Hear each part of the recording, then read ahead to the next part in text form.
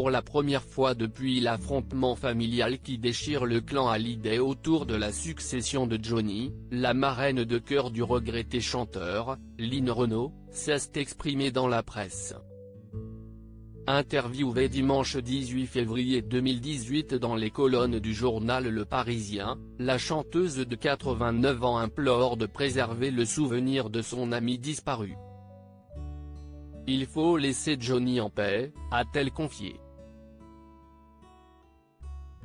Douce et pudique, la fondatrice du SIDAction a expliqué qu'elle n'avait pas à prendre parti, à intervenir dans un litige difficile qui ne concerne que la famille.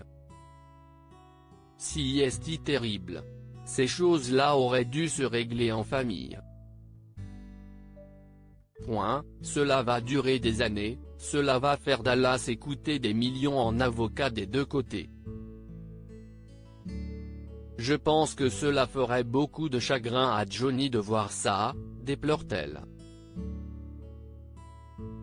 On ne sait rien de ce qui s'est passé alors que les médias scrutent et décortiquent les moindres détails des différents testaments rédigés par Johnny Hallyday. Seul le dernier, rédigé en 2014 en vertu de la loi californienne, est aujourd'hui contesté par Laura Smith et David Hallyday, déshérités au seul profit de Laetitia et de ses filles Jade et Joy. Lynn Renaud a tenu à rappeler qu'il ne s'agissait que de la partie visible de l'iceberg. On ne sait rien de ce qui s'est passé et de ce qui va se passer. Je n'ai heureusement jamais parlé d'héritage avec Johnny et Laetitia. Cela ne me regardait pas. Tout ce que l'on apprend depuis une semaine, je le découvre comme tout le monde, a-t-elle ajouté. La légendaire chanteuse et actrice a terminé son entretien en ayant une pensée pour toute la famille.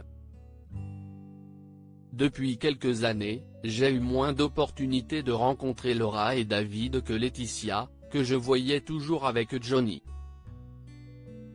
Mais ce n'est pas pour autant que je n'apprécie pas Laura et David. Je ne les juge pas, je ne juge personne. La sagesse est qu'ils s'arrangent entre eux.